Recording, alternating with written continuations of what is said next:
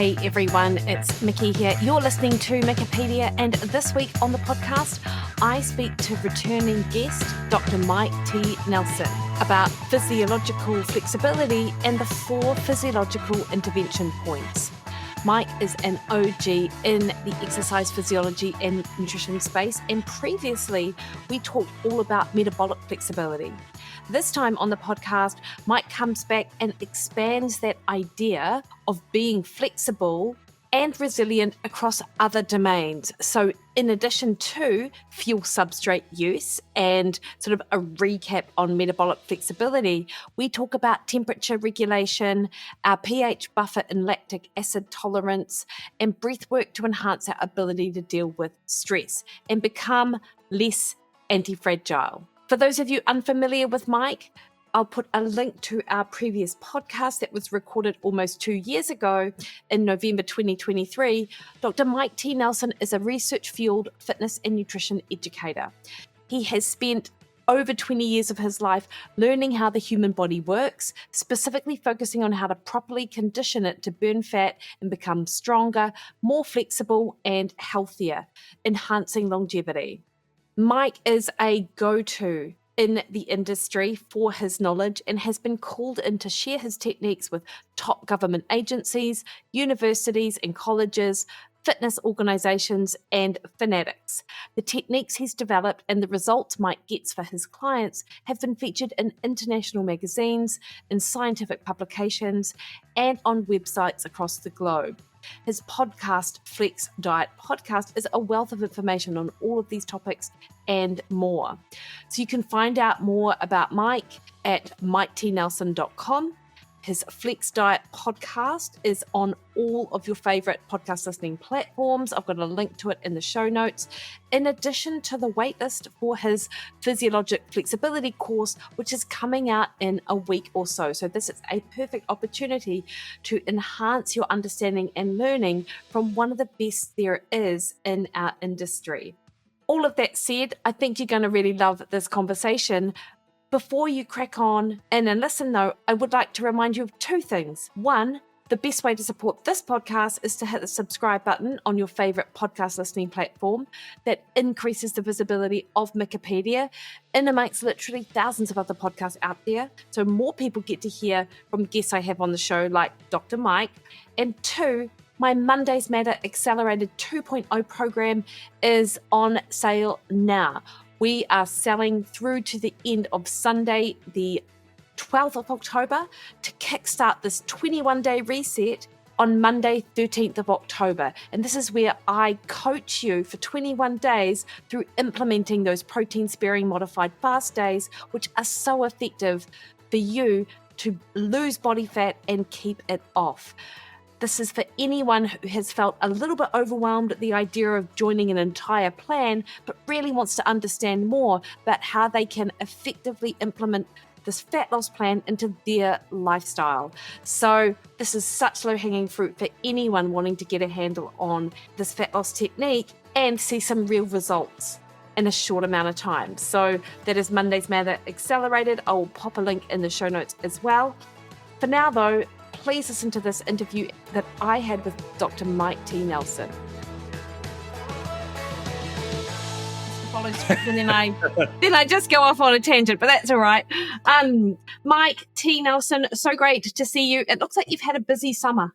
Like all I see is you traveling, concerts, and the rowing machine. Actually, doing a fair amount of rowing again, and recently, the last 7 days, I went to 3 concerts. So amazing. Yeah, it was good. I saw Bruce Dickinson's solo stuff one night, and then saw Apocalyptica with Lindsey Sterling and Hailstorm, which is amazing. And then one of my favorite bands of all time is a band called Demon Hunter. They're a Christian metal band. So I did the VIP, got to meet them, got my picture taken, went to the show, and yeah, it was awesome. That is awesome. Nice one. And are you settling in for like a season of work now? Kind of. We're going to be back down in South Padre in a couple of weeks. So we'll be down there, for probably about 5.5 weeks, just hanging out, working and doing some kiteboarding. So I try to not do as many podcasts, not do as many meetings, usually just project, like writing work. I've got a lot of writing I need to get done, and try to have a little bit more open schedule so that if it's windy, we can go kiteboard and hang out and move stuff around as needed. Yeah, nice one. So last time we spoke on the podcast, and something which I hear you, or particularly over the last few years, or actually 10 years, probably longer, we've talked a lot about metabolic flexibility. And I feel like that's actually gained like you were one of the OGs talking about metabolic flexibility. Yeah. But now it's a term that people are really familiar with, or at least people in sort of my circles. But of course, of late, I've heard you talk much more about physiological flexibility, and just the idea that this which sort of extends beyond metabolic flexibility, or is a little bit bigger. So can you chat first about how you came to sort of expand the idea to expand to this metabolic flexibility idea? Yeah, so I started working on metabolic flexibility as part of my PhD dissertation. I started that work in, I want to say 2008, I believe. Cool. Yeah, I know, which is wild. The term metabolic flexibility was coined by David Kelly in around 2000. And so it was around 3-4 years after that, I started thinking, I'm like, okay, that's a cool theory. It applies to metabolism. There's a lot of useful stuff there. But how do we take that concept and we expand it to all of our physiology? So for metabolic flexibility, you've got carbohydrates on one end, fats on the other end. And then how well can you transition back and forth? And it's kind of the dynamic nature of transitioning from one thing to the opposite thing I've been kind of infatuated with. So if we look at even biomechanics, right, most of the muscles in the body are arranged in pairs. You have your bicep and your tricep, and they do kind of opposite things. You've got your quadriceps and your hamstrings, and they do opposite things, etc. And a lot of systems in the body are paired systems, like sort of a push-pull. It's not always that simple. So I started thinking, okay, so if someone we'll give them a B in basic exercise, pretty good nutrition and sleep. Like those are kind of obviously the 3 pillars of basics you want to start with. And obviously you've got a ton of great stuff in that area too. But once we're done with that, like, how do we know what's next? Like, is there any framework or are there any kind of rules of thumb we can figure out where we should focus our time next? Because there's a never ending list of, biohacking, red light to grounding to hydrogen water to, cold water and sauna. And it's a never ending list of things people could do, which gets a little bit overwhelming. So I thought, okay, so we're on physiological flexibility. And how do we figure out what system to look at? And so my bias was, what are the systems that the body absolutely 100% has to hold within a very, very tight range, or stuff goes really awry? Because I think if you want better performance, you just need to train your body to survive better. Originally got that concept from Dr. Eric Cobb at Z Health back in the day. And I came up with the 4 main pillars, which would be temperature, pH, expanded fuels, and then air, which is just CO2 and O2. That all of those have very tight ranges of which your body has to operate. However, we can put it in more extreme environments. So temperature, 98.6, it's actually probably 97.7. But we can do sauna, we can do cold water immersion, we can put ourselves in these extremes of temperature. Yeah, we're not really trying to change that core value, but we're trying to run, some of these like just more adaptive processes and other benefits from exposing ourselves to methodical way of increasing those extremes on the end. Yeah. And I've read articles that you've written on physiological flexibility, and you've talked about it like it's training for chaos, which is actually like one of the, like, I often joke about that my strength training is often like chaos training, which is, you don't want to do if you want to actually seriously progress with like, muscle building or whatnot. But, in evolutionary terms, how much of this flexibility, and I think about this with metabolic flexibility, but expanded to this term, like how much of this do we naturally have, and how much of it is sort of dampened down or suppressed by modern environment, do you think? Yeah, it's a great question. I think inherently we have a high capacity in each one of those areas. Although I would agree that because primarily of our modern environment and modern living, we're just not exposed to it at all, right? So I think that you can't really ever stop adaptation. Then the question is, okay, what is the signal or the stimulus you want to adapt to? So again, like temperature. I live in Minnesota, and it's hilarious that people in Arizona yell at me. They're like, "Oh, how do you survive the cold winters? It's horrible there." I'm like, well, you just run from one air conditioned unit to the next air conditioned unit in Arizona when it's super hot, which I understand it's ungodly hot down there. But I think we don't expose ourselves to any temperature range, and over time we lose that capacity. So the extreme example, I think, if you've ever been, I remember visiting my grandma. She was over 100 in the nursing home when she was alive, and it's like 800 degrees in there. And we're in a room, and I literally would check the temperature. It's 76 degrees Fahrenheit, and she has a sweatshirt on and a blanket, and she's like, "Oh, I'm so cold," because she's losing the ability to regulate heat, and she can't tolerate very much of an extreme in the environment. And granted, unfortunately, towards the end, she was basically stuck in the exact same environment all the time with even little movement or no way to raise, core temperature or anything like that. So I do think a lot of it is the environment of which we're in. We've adapted to a very kind of fine range of thermal neutrality. And again, it doesn't mean to be that, oh, you've got to have no heating in your house and sleep with stone pillows and, do all these extreme things. I love air conditioning because Minnesota does get pretty hot in the summer. I love having heat in the winter. It's freaking amazing. But I think you then have to pick some type of stimulation, even on a small amount, to compensate for that. And just like exercise, like think of all the benefits we can get from as little as 5, 10, 20 minutes of exercise a day, right? More is usually generally a little bit better, but the curve tends to drop off. You don't have to exercise 8 hours a day to see benefits. So I think it's very similar to that. You don't have to live in a sauna. You don't have to buy a cold plunge and be in there 4 times a day. But you probably do need to apply some of that stimulus at some point throughout your week or throughout your day. Is it Michael Esther has his book, The Comfort Crisis? Yeah. Love that book. Yeah. And it's exactly the same concept, right? Like we just, all of us have seemed to be sort of within this small range of where we're comfortable. Seldom is there an opportunity to put ourselves out there unless we do it purposefully. Mm-hmm. Yeah, I agree. Yeah. And again, I love all the things with modern life, but I do think you're going to adapt to wherever you're at.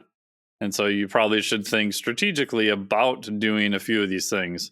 That doesn't need to take any Herculean effort. Like most people could take a cold shower or get exposure to cold. If you're in a warm environment, you could, shocker, exercise outside, right? You don't have to go to an air-conditioned gym all the time. You can go for a walk. You could go for a run. Like where I live, a lot of times I'll take my rower out and stick it in the middle of the street. Like we live on a dead end, so there's not a lot of traffic or anything like that.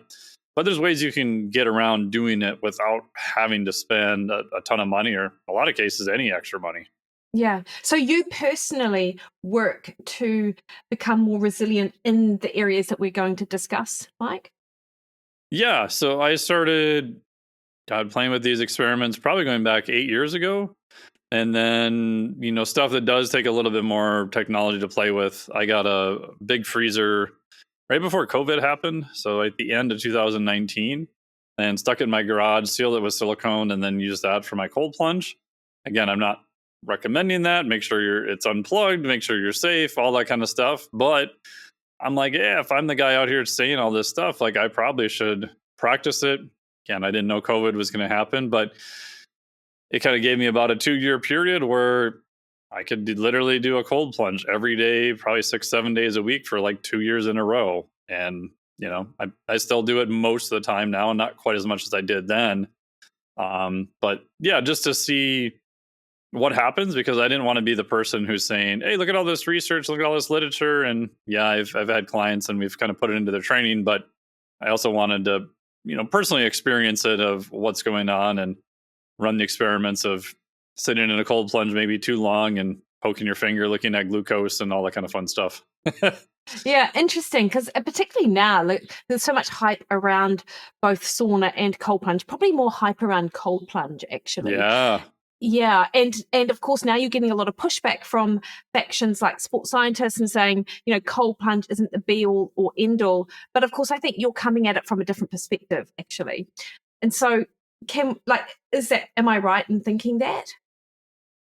Yeah. So when I looked at it, cold plunge was very much a very niche thing. Like, I had seen some of Wim Hof stuff. Shout out to Brian McKenzie. He had a few things on it, with working with Laird Hamilton and those guys. XPT had just started. So there was a few crazy people out there doing it, but it wasn't like mainstream. And if you would have asked me at that point, even 6 years ago, like, oh, is cold plunging going to be a mainstream thing? I'm like, what are you, crazy? This is stupid. It sucks. Like, no one's going to want to do this. This is dumb. There's not going to be companies making cold plunges. I think Morosco, I think Dr. Tom was like the only guy making one at that point. And now it's like, oh my God, there's like, I don't know how many different cold plunge companies, people doing it. And if we look at the research on it, my initial thought was I was hoping for these magical body comp effects, because I read the Ray Cronise published some stuff years ago about Michael Phelps, and that he did these calculations of why he could burn so many calories is because of the temperature of the water. And, to his credit, I guess he had a metabolic cart and was doing a bunch of measurements. And this is maybe 10, 15 years ago, quite a while ago. And so in my head, I was like, okay, how do I test cold plunge? And at some point, I need to figure out how to buy a metabolic cart out of my house. Yeah. So now I do have a metabolic cart in my house. So shout out to Pinoy. I was disappointed, though, because the math just doesn't work out. Like, in theory, if you can be in water that's just a little bit cold and you can be in there for many, many hours, maybe it doesn't work out perfectly, but I would say in that case, maybe. But the fact that you're in cold water, you're in there for a very limited time. If we're talking 2, 3, 4, 5 minutes, even 8 minutes, there is a huge thermal drain, but you just don't accumulate enough calories for it to make any difference. And so I went back and pulled all the literature I could find on body comp stuff, all the way back to some studies published in like 1934, 1968. And there was, I think, only 2 studies I could find. And one of them was literally they put people in their shorts in a freezer that they had made that they monitored. And I want to say the air temp was like, I could get this wrong, but I want to say it was like 42 degrees, and they were in there for hours. And in that case, they did show that, yeah, you did burn a fair amount of calories. But if you read the study, people were shivering. They hated it. Every single one of the subjects. So you could argue this was done so long ago. IRB was highly questionable and those types of things too. And yeah, so basically body comp, I would say, is kind of a bust in terms of massive effects, because you will even now still see some people's names who rhymes with Brecca that look like, oh, it's the most amazing thing you've ever seen in your life. It rips fat off your body. And no, like, the only way that I've seen, if you run the calculations with cold water immersion, maybe if you push yourself to the point where you're constantly shivering for hours afterwards and you include that in part of the calculation, maybe. But if anyone's done that, which again, I would not recommend people do that, it is absolutely miserable. You can end up with some aftershock effects. You can end up with pressure drops. Again, it's not anything anyone I would recommend do. Let's say I may have done it a few times to see what happens, and it is absolutely miserable for hours. and I think there's the potential to eat back those calories because you're quite hungry. Like, I've seen people argue that point as well. I think Eric Trexler, did a good article on it for Mass, and he was like, you know what? Yeah, you might burn a few more calories, but you're going to eat a lot more calories just by way of, the fact that it makes you hungrier. Yeah, and what I've seen with that in the literature is, I would say that's probably a true effect. I love Eric's stuff. He's awesome, great dude. In practice, I've noticed the variability of that is super high. Like, some people, it doesn't affect their calorie intake at all. Other people, it's horrible. They're like, oh my God, I'm so hungry. I see the same thing with the high intensity exercise, like high intensity intervals. Most people, like an hour or two after, won't be hungry. And then some people, go back to just normal baseline, even if they put out a really high output, they did true high intensity interval training, and other people are just ridiculously hungry. So I do think there's a fair amount of variability there, but I agree 100% with your point that, yeah, in and of itself, you would want something that's going to burn a ton of calories and in theory just blunt your appetite for 24 hours. Other than drugs, those things don't really seem Can't to really exist. Yeah. So, Mike, what are we training then when we're looking at cold and hot? We haven't really talked about the sauna, but what is it that we're actually training for? And what's happening? What are we doing this for? Yeah, I think it's as simple as expanding what I would call like your HDR or human dynamic range. We know, for example, heart rate. The lower your heart rate goes and the higher you can get to a max, the bigger that range is probably a good marker of health. We know that same thing with lung volumes, whether you're looking at minute ventilation or whatever markers you're looking for pulmonary measures. We know that faster transitions are also better, right, for both sports performance, both metabolic flexibility, etc. So I think being able to tolerate a higher high and a lower low just expands. Some people have called it like a physiologic headroom that allows you to just be more adaptable.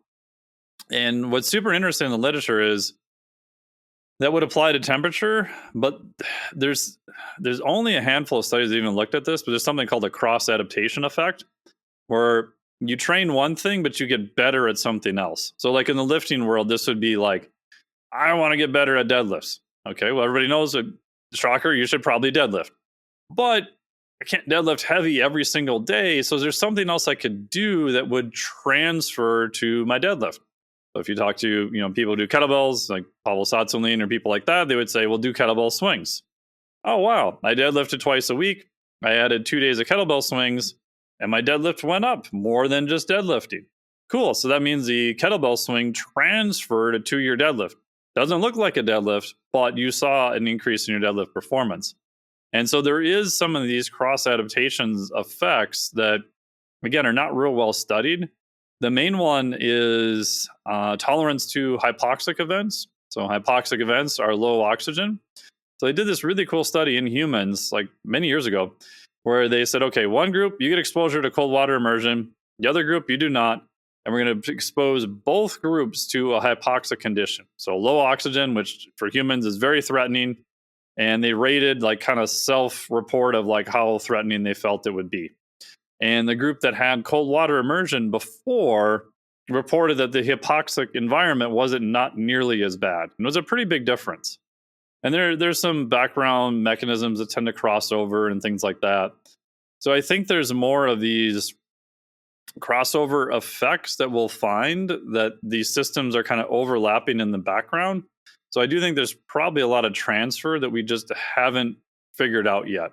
Again, it's anecdotal, but I can say that if people have worked on these 4 areas, like their HRV scores tend to be better, their ability to handle stress in other forms, even psychological stress sometimes, which is self-report, training stress, other stressors, seems to be a lot better. And so the thought being that maybe systematically putting yourself under these small amounts of stress is increasing your body's resilience and allowing you to get back to baseline faster via some mechanisms that we probably haven't really 100% figured out yet. Yeah, interesting. We did some sauna work in the lead up to a run that we just did in the Grand Canyon. Oh, cool. Oh, yeah. Yeah, and it was really great, and particularly Hubster, he's not very tolerant of the heat, and so for him, he really handled the temperature a lot better than he would have otherwise. We just knew from previous events. I didn't get into the sauna quite so much, but equally, when we're both in the sauna, I tend to take longer to heat up and longer to sweat than he does. And is this a known difference? Sex difference, Mike, in your experience? I haven't seen it be a sex difference, but I definitely have seen it be an individual difference. Yeah, like some people, you can see this in the literature, right? Some people are what they call heavy sweaters. Some people aren't. Some people lose more sodium. Other people don't. So there seems to be a lot of variability with that. And it does change, right? So a lot of that might be some genetic stuff. We do know that adaptation does change that. And like you said, if you know you've got some competition or some event that's going to be in a hot environment, like even just 2 weeks of sauna or heat work like makes a huge difference in terms of the acclimation to that stressor for sure. Yeah, interesting. And to your point about the cold exposure and hypoxic environments, can we, from that, is that translatable to if you're going to, I don't know, climb Mount Kilimanjaro, for example, then actually doing some cold exposure work before you go may help you tolerate the shift in percent oxygen? My argument would be yes, but I don't know if that's actually been formally studied yet. But my argument would be yes, and as long as it's monitored, it's probably not much of a downside. I mean, you could extrapolate even further and say, well, maybe that would transfer to high intensity exercise. Again, I haven't seen that study that's been done either, but it would be super interesting because I think one of the limiters, especially on, like you're doing a max 2K on the rower or something like that, is definitely your ability to get oxygen in, carbon dioxide out, all that kind of stuff. But I do think there is something perceptually there too. Because like if you've ever done like a hard aerobic event and cardiovascular wise you feel pretty good. If you haven't done it in a while, there's this weird sort of not dread, but just like it feels like I'm mentally not prepared for this to suck. You know what I mean? Like Yeah. I feel like I'm gonna wuss out earlier than what I would normally do. Where if I'm acclimated to it, I've been doing them a couple times a week, I kind of I know this is gonna suck, but I don't know. There's just something that feels like I can't push myself nearly as hard, but it feels like it's more of a, Tim Noakes would say like the central governor, more of that type of thing. Yeah. No, that makes sense. And have you read into, she hasn't done a lot, but she went on Huberman once, Susanna Soberg or something. She has protocols for, I think she only did one study, I'm not sure. Like, correct. Do you have thoughts on her, like, saying you only need like 11 minutes of this cold or 20 minutes of sauna? I can't actually remember the numbers. Like, how much do we need, and does it compare to what she found, or is she just one person of many? As far as I know, she's the only one that's looked at it in terms of quantifying sort of a total time. And then the protocols that have been used for sports performance are all across the map. Like most of them tend to be relatively cold, like 50 degrees or colder. And they tend to be long, like 5, 10, 15 minutes. So they do tend to be on the longer side.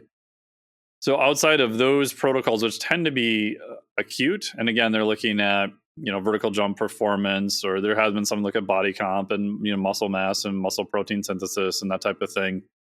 I don't know of any other good data, because that's one of the things when I did the course, I was trying to figure out like how much do we recommend for how long, and her study is the only one that's tried to kind of put some time recommendations around it. People often think about the metabolic benefits, which, to your point, they're not robust really, but the psychological benefit of going into cold, I at least notice it. Like you just get sort of feel invigorated, feel rejuvenated. And I do think there's research around that, like improving psychological sort of aspect. Yeah, the dopamine release, the norepinephrine release, granted these were acute studies, and this is a novel stimulus, but those studies are pretty robust. Like that's a pretty legit thing. My friend Dr. Rhonda Patrick's talked a lot about that. And you definitely do feel it. Like you get done and you're like, oh, like I know the rest of my day usually goes a little bit better. I feel like I have a little bit more energy. I tend to drink a little bit less coffee. And then to the psychological side too, the surprising thing for me, like especially after doing in the COVID times, I thought, okay, like any other adaptation, like, I've been doing this most days for at that point 2 years. My expectation was it would be pretty easy at the end of the 2 years, or even after 1 year, that okay, I just go out, I get in, no big deal. But even to this day, like 5+ years later, that little hesitation, like right before you get in, like never goes away. Like even a couple weeks ago, I'm standing there going, this is stupid. What am I doing? This is dumb. Yeah. Like, sucks. I don't want to. And there's always that hesitation, even done it, how many hundreds of times. And I would have thought that would have went away or have been very minimal, but it's always there, and it feels like you can't ever get it to zero. But I do think that might be the benefit, right? So you're, psychologically saying, okay, yep, this sucks, but I'm still going to do it anyway. Like hard exercise still sucks. I know there's some benefit. I'm going to feel better once I'm done. It's only a few minutes. It's going to be okay. I'm in a safe environment. It's going to be fine. So you still kind of have to talk your way into it. I think Huberman has a term which I actually like called limbic friction. I think of it as like the professor cortex part of the brain and then the lizard limbic system are like arguing with each other. The lizard limbic system's like, no, this is stupid. You're going to kill us. We could die in here. And the professor part's like, no, it's only for a couple minutes. It'll be okay. Shut up, you pussy, Yeah. I often think, I often say this to myself when I'm like out on a long run or similar, like just about to head into cold, like sucks, but feelings change, and I'm not always going to feel this way, and I'm going to feel differently in 4 minutes time. Like I bargain with all of these sort of like things that go through my head with it. Mike, you mentioned that you sort of have moved from daily exposure to cold. We haven't really discussed heat, but just on the whole sort of temperature regulation thing, like, and also we're not sure of the dose really, but do you have any idea of, like if someone were to say, Mike, what's your recommendation with cold and hot exposure? What are you going to say? So with cold, what I came up with is I like the U stress model. So EU stress, so stress you can more readily adapt to. And I'm very much biased more towards frequency if people can. So the same thing with training, same thing with nutrition, same thing with most things. There is definitely the distress end of the spectrum where it's going to be much more difficult, but the stressors are also going to be a lot higher. So in the cold plunge world, like, Joe Rogan is a very big fan of the distress method of cold plunge. And you could argue that maybe that's better for him because he's been doing it so long, he has different adaptations. But I think people see his video and think, oh my God, day one, I got to go to 35 degrees and get out there and get all the ice out of the cold plunge and do 5 minutes. And it's like, no, you don't need to do that. And you probably don't want to do that. Like, you don't need that much of an extreme stimulus to get the adaptation. So in general, I tell people just start where it feels cold, but you could stay in initially for 60 seconds. Like for most people, I would say 50 degrees Fahrenheit is plenty cold to start. Like some people have had start at 60 degrees Fahrenheit. And then what I do is I like people to slowly build up time. When you get in, get your breath, like, calm your breath down, be calm. And then you'll feel like these sort of, it sounds crazy, but you'll feel like these waves of how it gets harder and then easier. So the first wave is usually like right after you get in, everything is cold and just kind of get yourself and you get through that. Okay, and now I just kind of get out before that first wave starts coming up, which for a lot of people is like 60 seconds. And then your goal is over time, a limit I use is kind of 5 minutes. Once you can pretty easily do 5 minutes at 50 degrees, then, drop it to 49, drop it to 48, go back down to 30 seconds, kind of start over. That's kind of my bias because I don't think you need to go super cold. Most people will still even have a gas reflex at 50 degrees, right? So that's one way of your body. I got that from Dr. Tom Seeger, of telling your body you that it's fucking cold. It's cold in here. You're applying plenty of stimulus. And then, once you get down to, it took me probably 2 years to slowly walk myself down to, I think the coldest I've ever done is 38, 39, 40 for a couple minutes, 2-3 minutes. And that's relatively easy to do now, but it's still hard at first. And then related to heat, I know like contrast therapy is all like a big thing, and there's some interesting data on it. It might be beneficial. But if someone starts with contrast, doing both cold and hot, it is literally impossible to troubleshoot because you don't know how cold was it cold? How long were you in the cold? How hot was it hot? How long were you in there? What was the humidity? How long were you in for each one? What did you do? Did you transfer? Did you like run out of the cold plunge and then into the sauna? Did you go directly from the sauna into the cold plunge? Like, so the more you push the extremes, the higher the stress is going to be, right? So the faster your transitions are, you're going to just accumulate more stress. And again, more stress doesn't necessarily mean that it's bad, but it is virtually impossible to figure out. So the only time I will let sort of athletes or clients do that is if you do that on a Sunday and you don't have a cold plunge or sauna, you go somewhere to do some recovery work, great, do the set protocol. We'll monitor your HRV on Monday. If it's showing that it's always better, just do it and we won't worry much about it. But if you have access to them, much like training, like if you want to maximize training, you would maximize strength training and you would do some cardio, but you would not try to maximize cardiovascular stuff at the exact same time. And you wouldn't squish both those sessions next to each other if you could. Again, if you want the absolute maximal adaptation. So usually I would tell people do cold first or do hot first, get to a pretty good level, get some adaptation going, 6 to 8 weeks or whatever. Then add the other modality in on a separate day, bring that up. So I'm going to put cold on kind of maintenance. I'm going to do sauna maybe 4, 5, 6 days a week now. And then once you get pretty good with that, then you can kind of play with contrast because now you're more adapted to both of them. And now you're working on the transitions back and forth. So just like metabolic flexibility, like you work on carbohydrates for a while first, and then work on fats, then work on your transition. Like work on cold for a little while, work on hot for a little while. Okay, now play with your transitions. No, that makes so much sense. And people who, and people will be well familiar with sort of sauna, cold plunge, because they're very much in that sort of public sphere. Mm-hmm. But you're sort of, when I think about another pillar that you talk about, the pH balance and acid tolerance, like this isn't almost ever talked about in the information that I consume. And I'm very interested in the whole sort of metabolic physiology space. So, you describe lactate and hydrogen ions as the body's acid bath, if you like. Can you just sort of chat about both lactate and hydrogen and what's going on at that buffering level that is relevant to our understanding of how people tolerate stress, I guess? Yeah.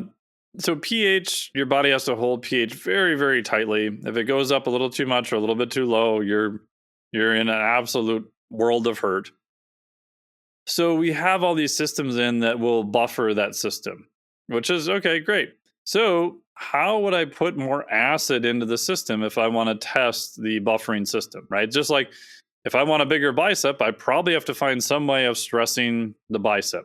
Same idea. It turns out that by doing high intensity interval training, you actually literally dump acid into the muscle. So if you look at, for the fancy term is glycolysis, we're just running a bunch of carbohydrates through the system. We're using mainly carbohydrates because we need to produce ATP at a very, very fast rate. The side effect of that is a production of what probably doesn't exist, but is air quotes called lactic acid. So everyone's heard lactic acid is this thing that makes your muscles sore and has all these bad things associated with it. And it turns out almost none of that is true. So lactic acid, if it does exist, immediately dissociates into lactate and then these little pesky hydrogen ions. So hydrogen ions are literally the definition of an acid. So the hydrogen ions get dumped into the muscle and so does lactate. Lactate gets a sort of bad view because, if you've ever done lactate testing, it's usually some type of ramp test. It's some sort of hideous test. And they're like, ooh, your lactate was 11 millimolar. You poor bastard. This sucks. But even during that test, they're really using lactate as a proxy for hydrogen ions because it's just not that easy to measure pH directly without fancier equipment. And it turns out lactate in and of itself, it's a really high energy fuel that's used by the body. Like the brain loves lactate, the heart loves lactate, your muscles love lactate, especially the slow twitch fibers. The bugger is it's just not produced a lot without concomitant increases in hydrogen ions. And that requires high intensity exercise or similar. Yep. The only way to get there is by basically running glycolysis really, really hard so that the byproduct is lactate and hydrogen ions. What that allows you to do is it allows you to get to these higher level outputs. But if anyone's ever done that, or even just doing 15, 20 reps of a leg extension on the leg extension machine, you literally feel like your muscle is burning. And it's literally because there's acid being dumped into the muscle. But it's not lactate. It's not lactate. Right? Yeah. Yeah. And lactate doesn't even hang around very long at all. It doesn't do anything with muscle soreness. They're not massaging lactate out of your system, all other kind of stuff that still persists. But the body does have buffering systems. So the main intramuscular, so inside the muscle system, is a molecule called carnosine. So carnosine, you can increase levels of it. So originally, like the studies did ingestion of carnosine itself, and they did find, this does help buffer some of the hydrogen ions. And then later they realized the rate limiter on that is an amino acid called beta-alanine. So beta-alanine combines with L-histamine to form intramuscular carnosine.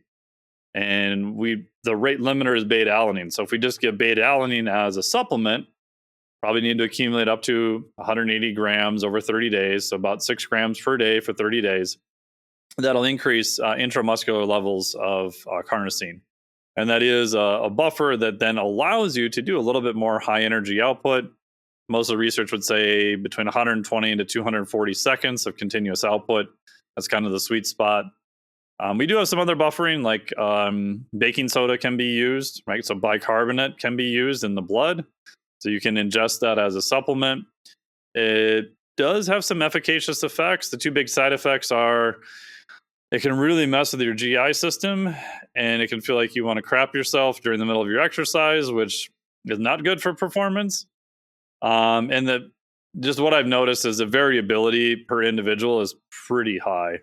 So you kind of have to start low. You probably have to use multiple dosings. It's kind of a pain. Some people really respond well to it. Some people don't.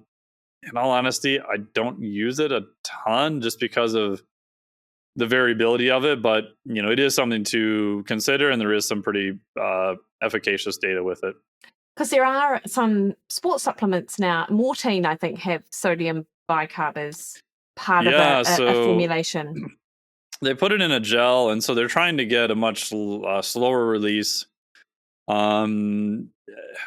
Again, data I've heard from athletes, like some athletes said it was like the greatest thing they ever did. There was one study that was published as a poster session at the International Society of Sports Nutrition with that product and did not show any effect. So it's super interesting. I like the concept.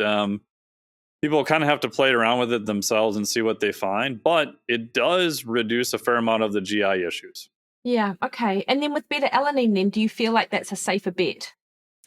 If I had a choice, I always start with beta-alanine because the only negative effect is kind of the tingling effect. The beta-alanine can interact with something called the DRG, the dorsal root ganglia, and it can just make you feel kind of weird and kind of itchy. There's no real negatives other than that. It doesn't quite feel like you took too much niacin, but it kind of sort of feels like that. Some people like the feeling. I personally just don't like that feeling at all. I don't mind it at all. I'm like that. To me, I'm like, oh, this is working, and because it's in a pre-energy drink that I sometimes take. Yeah. So I've had an idea for years. Someone will probably do this. If you talk to like Roger Harris, rest in peace, like he was a godfather of kind of creatine and beta-alanine, super, super nice dude. It does not appear to be rate limited, meaning in theory, if you could take a high dose of beta-alanine, you might be able to load it in a very short period of time. Now, again, I'm not recommending somebody do this, but the itchy sensation just is absolutely horrible for most people. But if you could come up with a compound that maybe blocks that interaction at the DRG or slows it down long enough to allow it to be absorbed to get under that threshold, which might be really tricky, I do think the use of beta-alanine would go up dramatically because the biggest issue I find is, especially if they get itchy, oh crap, like you might be dosing it like 4 times a day now to get under the itchy sort of threshold. You get like 1.5 grams 4 times a day, and it's just a pain in the butt to do. So someone will probably figure out that problem. If they do, please remember me and, I don't know, send me something cool in the mail. That sounds great. Mike, what I would say is like, it's almost your scientific duty to trial just 6 grams of beta-alanine before you go on the rower. Like that, I mean, that would give you a good indication of whether or not that high dose, and you're only itchy for a short amount of time, right? Like surely you can set aside your individual sort of tolerance for it. Yeah, the other issue is you probably have to load 6 grams a day for 30 days to see an effect because it is stored in the muscle. Of course, okay. Yeah, there isn't much of an acute effect, which on one hand, once you're loaded, like you don't need much to, like creatine, like you don't need much once you're loaded to stay there. The washout period is pretty long. It's just the bugger of getting to that loaded state to get all of it basically in the muscle. The main reason it's in most pre-workouts is because people want to feel it working. And so that was when the price dropped in beta alanine, that was the main reason it's in a lot of pre-workouts. Yeah, okay. And that is me to a T. You know, when I have my energy drink and it's got beta alanine, I'm like, oh yeah, I totally noticed this. And then potentially that does make me work a bit harder, albeit from a placebo effect, because I'm having an energy drink once every couple of weeks. I'm not having one like daily, so I'm not really getting this like sort of like dosing effect. Yeah, and it's not bad to do it before. Like there's no real negative to it. It's one of those things you probably, to see the full effect, you'd have to be, pretty what they call saturated on it. Yeah, nice one. So Mike, with regards to sort of pH balance and acid tolerance, how best are you in sort of guiding people as to how to work on this and work this sort of pillar? The best way is what I call like shit training or super high intensity interval training. Oh, that's good. I like it. Yeah. So most people who do interval training, I would say, have the best intentions and probably do something that's difficult, but I'd say a lot of it's pretty ineffective. So just say we'll rip on the 30-30 protocol, right? So get on a rower or salt bike, do 30 seconds all out, and then take 30 seconds rest, and then do it for like 10 rounds or something crazy that someone just pulled out of their butt. If you watch most people's power output on that, let's say your first one's at 300 watts, I would bet by round 3, I've seen people as low as 200. I've seen them drop off all the way to like 150. So your power output is dropping really hard. You could do that protocol, but you would have to drop your power output a lot to start. So my bias is keep the power output high and then just open your rest period. So instead of making a mandatory 1-to-1 work to rest ratio, which is actually very difficult for most people to do, even high level athletes, just go until you feel you're ready or below like 100 and then go again. And then once you can't keep within 5 to 10% of that output, you're done. So, if you dropped at 250 and you can't recover, maybe if you're new, I'll let you go one more round. But if you get like 245 the next round and your goal is 300, you're done. Like you could do more work, but now you're so sub threshold. I think you're just adding more fatigue at a high cost. So my bias is keep the output high, allow rest periods to be more open. And then once you auto-regulate, once you can't do that, then you're done for that day. And then your goal is to get to maybe 10 or 12 rounds of the open rest period. Great. Now we can go back and start to shorten the rest periods again. And then once we do that, once we get down to 30, then we'll maybe up the output to like 320 watts, repeat again.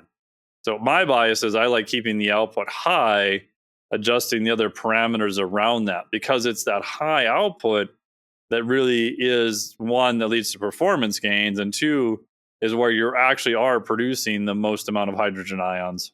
Okay, and then with that, the rest period is like say I'm doing it on a bike, could I light cycle in that rest period, like just like turn the legs over? Is it a complete rest? You can do either one. Like I have some people who will just do light rest. If you're doing a rower, most people I tell them just get off the rower, walk around, do whatever. Like I don't really find it matters that much. Like if they are on a bike and they are doing some easy pedaling, just make sure it's easy pedaling. The other way around it is you can go the other extreme and do like blood flow restriction. So you're putting on a cuff or something like that that's limiting venous flow, not necessarily arterial flow. So what we're trying to do is allow blood to come in and not allow a lot of it to go out. And what you'll find there is because you are trapping a lot more of the blood, you will accumulate more hydrogen ions and metabolites from doing that. And you can go as low as like 30% of 1 RM. So you can use really light loads and still get that high acid environment.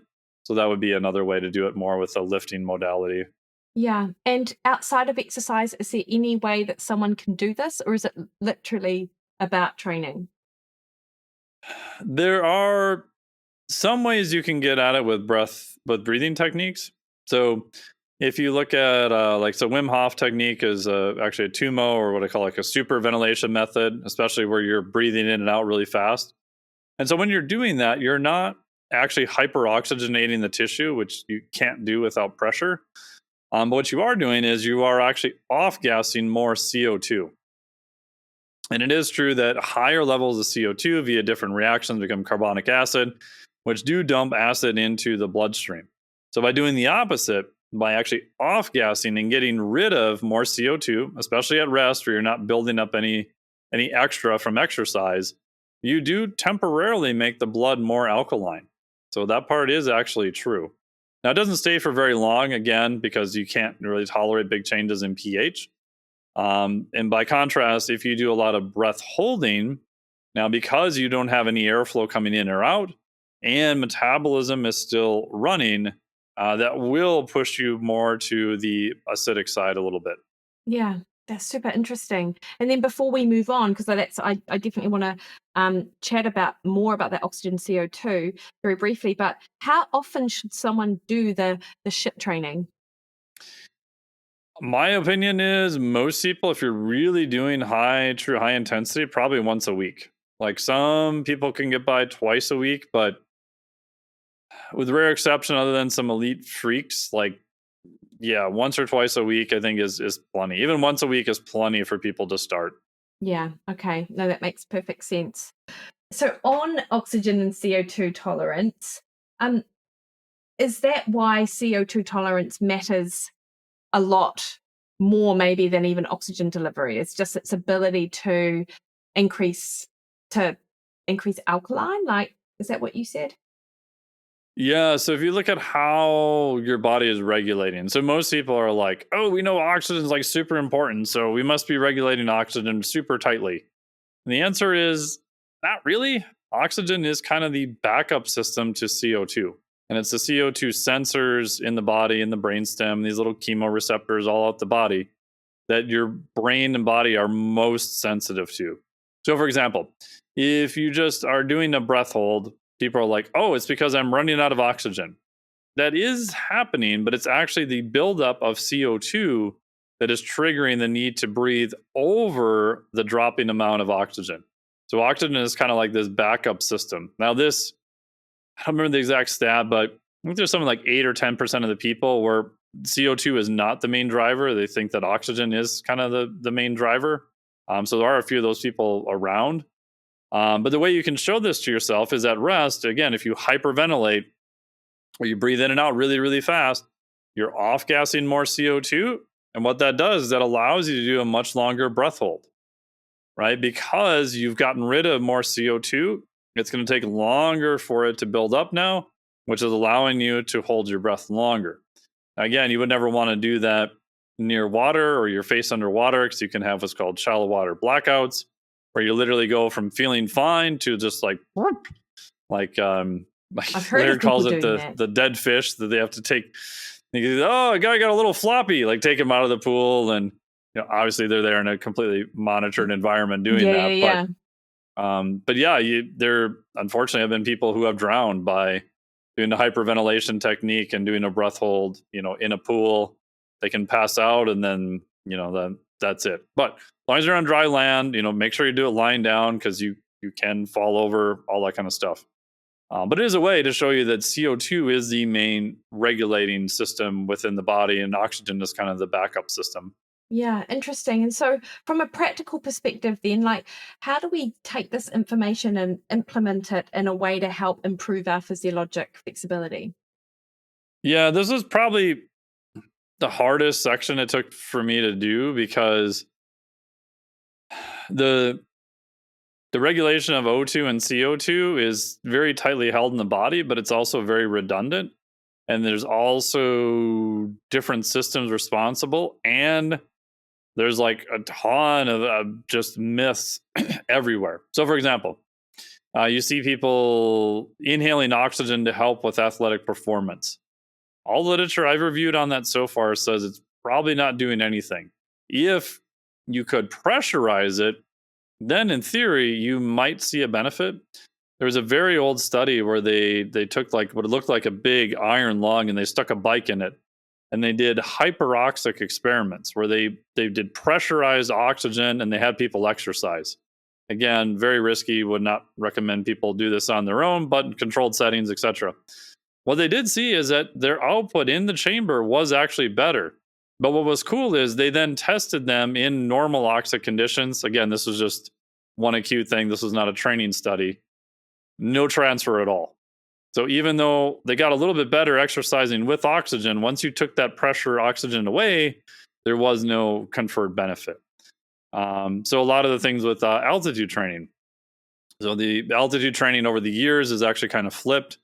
So now you would actually train low and sleep high. So the theory is when you train, you want the highest level of oxygen because you want the biggest performance output. Because everybody knows if you go to altitude, especially if you're not accustomed to it, your performance just tanks. But we want to try to get more red blood cell mass, some of these positive changes in EPO by sleeping high. The data on that is even mixed. Like the amount of randomized controlled trials with altitude changes for performance at sea level, not at altitude, is really mixed and kind of not impressive. The hemologic changes you'll see when you do it probably disappear within 1 to 2 weeks. So they're very short-lived. But again, if you are competing at altitude, then yes, it is a huge advantage to do that type of training. So I even then looked up, I'm like, well, what about all these like sports teams that perform at altitude, like the Denver Broncos in the US, the Utah Jazz? And it does turn out that there is statistics on that showing that they do have a significant home field advantage in theory because of the altitude, because everyone else has to come in to play at that altitude. It's not big. It was definitely still in the single digits, but you know, that does add up over time. Does any of the studies, like I wonder about how they created that train low, sleep high environment and whether or not any of the, like if they use tents and maybe the tents aren't actually great at creating that sort of hypoxic environment. I don't know. I don't know because I haven't actually looked, but. Yeah, they're mixed. There's only a handful of actual chronic training studies that have even ever looked at it. There's a great review in MedSci, I think like 5 years ago now, that detailed them. And I think there's only like 6 studies. And one of the issues is, what's your placebo, right? If you're doing it in the mountain, like you probably know if you're at a lower altitude or a higher altitude, right? So the best way to do it would be to stick people in pressurized chambers and not tell them when it's pressurized. Okay, how many labs are going to do that? How many athletes and labs are going to let them run that for weeks on end? Like almost none. So it gets hard. In theory, you're like, oh, this is great. And then you start thinking about the mechanics of how to do it, and it becomes very difficult. And then obviously athletes have placebo and variability. Like I know some athletes who swear that altitude training was like the best thing they ever did, and their results got better. I don't know if that's placebo. I don't know if they're a hyper responder. I don't know, but they seem to swear by it and they were better. So great. Like kind of run with it. So it's kind of it's a mixed bag right now, I would say. If you have to perform or you're at the normal oxic environment, you're at not performing at altitude. Okay. And then, so all of that said, Mike, what am I going to do to help improve my CO2 and O2 tolerance? So what am I going to do? Yeah. So what you end up with is you've got basically 4 conditions and only 2 of them really matter.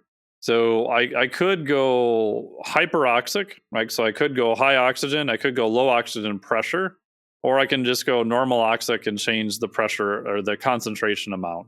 I can do the same thing with CO2. So in practice, what it comes down to is the best bang for your buck to probably play with is something called CO2 tolerance. So CO2 tolerance has been around for quite a while. if you talk to hardcore physiologists like Dempsey from Wisconsin, he'd be like, I don't even know what you're saying, right? And the guy has published like, respiratory stuff and exercise performance and muscle training, all this stuff for friggin' decades.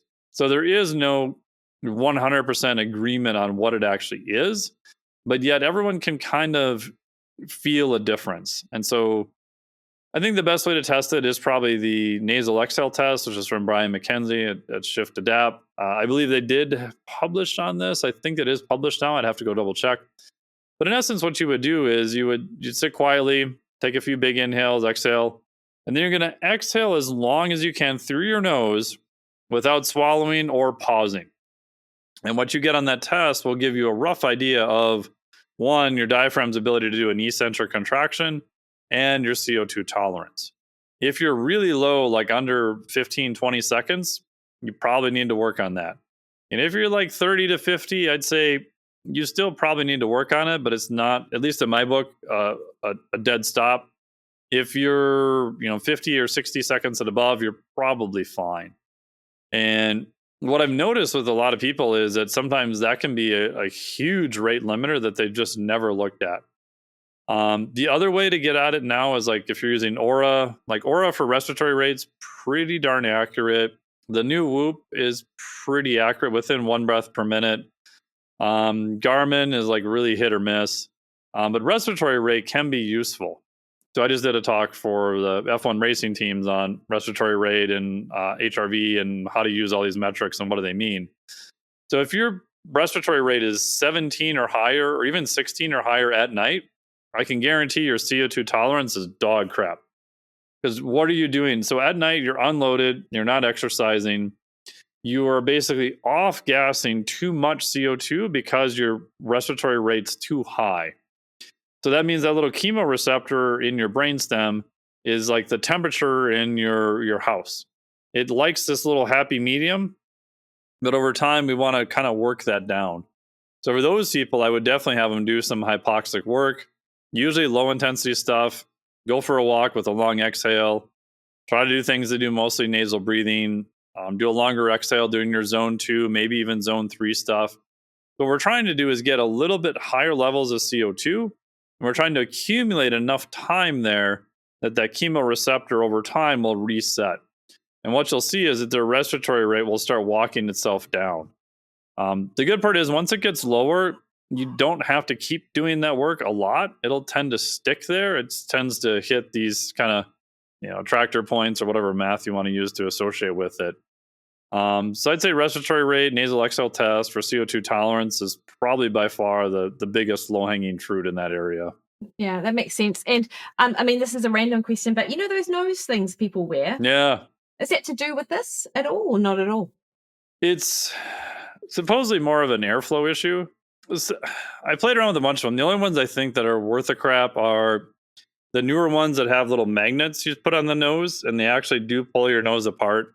There's been some anecdotal stuff. I think supposedly there's one study published on it. I would have to look.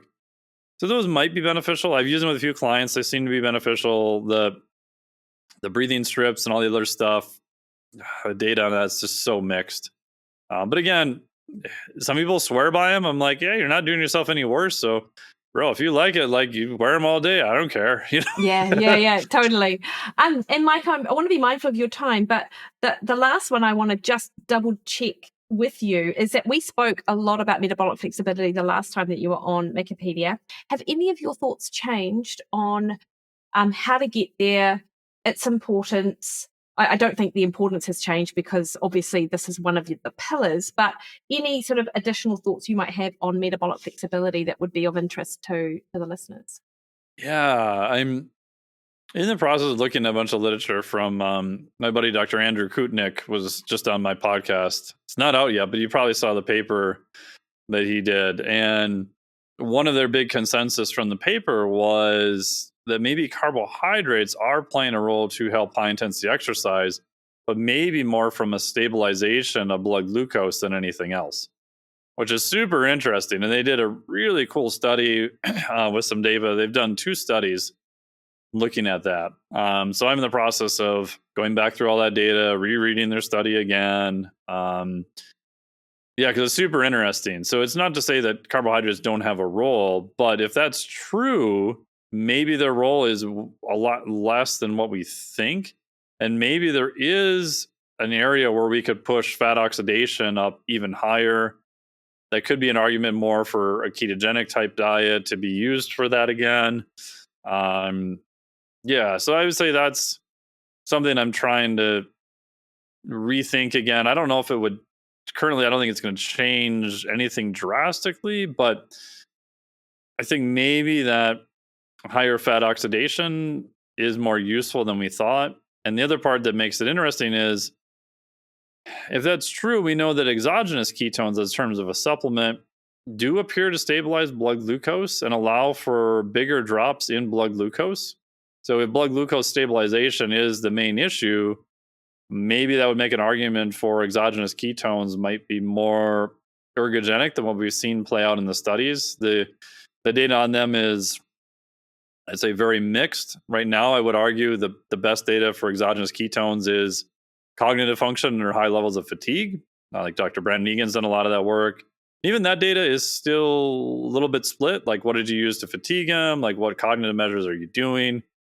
Full disclosure, I do some work for Tecton ketone esters, so take that for however you want. But yeah, so I don't know. That's the end of the spectrum I'm kind of playing around with and looking at stuff more. I don't know if you have any thoughts in that area. Yeah, and it's interesting. Like we use ketones, but like the kind of running that we've been doing lately is like hours and hours and hours of running into the night in this one particular case. And our use of ketones has been more of a supplemental sort of energy source, but that attention and focus. Yep. And I spoke to Brendan Egan on my podcast as well about the use of ketones, and he'd said, you know, anecdotally, which he hasn't published on, obviously, but a lot of his athletes do actually use them as a performance enhancer as well. And for what it's worth, anytime I've taken ketones for performance, placebo or not, I've had a lift in performance. So I'm super interested in that space for sure. Yeah, again, this may be because of my bias, but I do think it's confounded by what type of ester you're using. And I don't think the 1,3-butane-diol is effective for performance. And I think it might actually be a negative because it does partially get converted to ketones, which is true, but it also does get converted to an alcohol pathway. So if you've ever taken 1,3-butane-diol just in and of itself, like at a small dose, I'm like, okay, yeah, I think this feels good. And if you cross that threshold, it definitely feels to me like I've been at the bar. Like I can guarantee you that my cognitive performance and everything else is like going down for sure. Is that the Keto IQ? Does that the Keto IQ currently is 1,3-butane-diol. It was the same formula as Vicha's lab initially. They didn't pay for the license. Well, that's more fool them. I use Audacious Nutrition actually. Like it's which one is that? I'm not familiar with that. Oh, that's a Keto Start. Dom's wife, Dom D'Agostino's Keto Start. wife. So yeah. So that's the one that we've been using, and that's a salt, correct? It is a salt, yeah. And I think, and with my conversations with Dom, he's sort of talked about if there is a performance benefit for ketones, it's sort of if you're able to lift your ketones, not that high actually, like it might only be, lifting them up by a millimole rather than what you get with an ester, which is like pushes them quite high. But I mean, again, a lot of it is it's not published, sort of, it's more observational, I suppose. Yeah, I don't think we know blood levels, what the ideal level of ketones are. The salts are interesting. You can't get high levels with the salts, and I love Dom and his wife. They're both amazing, like super awesome people. And I also wonder with the salts, are these people just getting more electrolytes? Which I know sounds really simple. Yeah. Because I've seen that happen a lot, and again, anecdotal. I'd be like, hey, well, what do you use for electrolytes for long races? Like, what are you talking about? I'm like, oh, well, maybe it's just because you're getting a lot of the electrolytes in there, especially if you're using the quad salt, which I think they use. So I'd say there's still a lot more interesting work to be done for sure. And then last part is, even if we just use a blood marker measurement, that doesn't tell us really anything about rate of appearance and rate of disappearance. So I do think there is an argument to be made that if you're hitting 4, 5, 6 millimolar, like super high. To me, I wonder, is everything backing up in the bloodstream and not being used? Because if it's being used, I would not expect these astronomical high amounts of ketones in the blood. I would expect them to be a little bit lower. But again, you'd have to do, a tracer study to figure out, where everything's going. Yeah, no, I agree. And when we first started playing around with a ketogenic diet, I had a colleague whose wife, her ketones were consistently above 5 for weeks and weeks when she started. Wow. I know, it was crazy. And then Oof. they dropped, and then she started getting weight loss and started getting benefits from. So it was almost like her system was unable to use what was there. And then, I don't know, once things changed metabolically for her, she started seeing some benefits. But I agree, there's so much, like, it's such an interesting space. And the work of like Andrew Kutnick and the Prince group and stuff is really interesting to watch for sure, because it does challenge notions of carbohydrate in the sports nutrition literature, and it's a highly contentious area. Oh yeah. And even to me, like, I remember talking to Don, years ago when he was doing the contracts with the military, and Patrick Arnold was making ketones for him and stuff. My first question was, I'm like, you can give these to people and they can still use and burn ketones? He's like, yeah, they appear so. And I'm like, to me, it's crazy that Bob, whose butt made it look like a couch cushion, has never been in a state of ketosis for 47 years of his entire life, that pathway is so conserved. You could give him an exogenous ketone and his body would use it for fuel. Like, that to me is just fascinating, because that's the backup fuel source if there was, starvation or very low energy intakes and all that kind of stuff. Yeah. No, I know, it's super interesting. So just to sort of finish up then, Mike, like, in this area, this whole space of physiologic flexibility, like, it makes sense, right? Because not everything, nothing happens in isolation. So you're looking at a much more sort of global picture. So, like, are you writing a book? Like, what's the story? Have you written a book that I've ignored? I don't know. No, I'm behind on writing books. I'm working on one now on a high flux rate with my buddies, Dean and Jeb.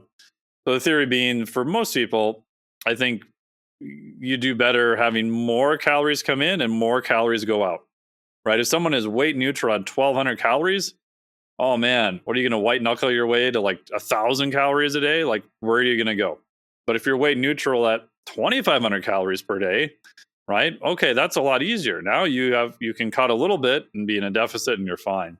And our argument is that the best way to get there is just by doing more walking. Like, you do burn a fair amount of calories. It's easy to do. Most people have access to it. Most people don't do it enough, etc. The other book I'm working on is a book on metabolic flexibility through human kinetics. So still working on that. I might be working on a book on protein, but that one's kind of third behind that. And so for right now, the physiologic flexibility stuff is in the physiologic flexibility certification, which will open October 13th through the 20th for 7 days. Oh, amazing. Well, this is perfect timing then. Yeah, perfect timing. Yeah, great stuff, Mike. And of course, you're a wealth of information. You talk about this all the time on social, obviously in your podcast as well. Can you just remind the listeners where to connect with you? Oh, yeah. Best place is probably just the newsletter. So probably like 90% of my content goes out to the newsletter. So go to MikeTNelson.com. There'll be a little button for newsletter.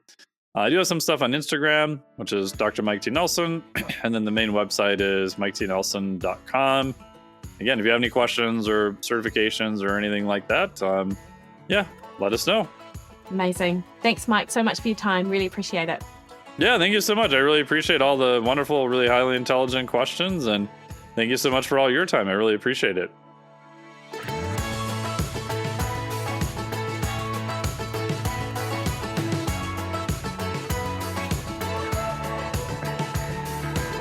All right, team, hopefully you enjoyed that as much as I enjoyed bringing it to you. And of course, chatting to Mike, such a wealth of information. So again, I have links to how to find him, his Flex Diet podcast, and his Physiologic Flexibility course in the show notes. And don't forget to sign up for Monday's Matter Accelerated 2.0 if you are looking for a primer as we head into this season of festivities. Until next week, you can find me over on Instagram, Threads, and X at Mikki Williden. Facebook at Mikki Williden Nutrition, or head to my website, MikkiWilliden.com, and book a one-on-one call with me. All right, team, you have the best week. See you later.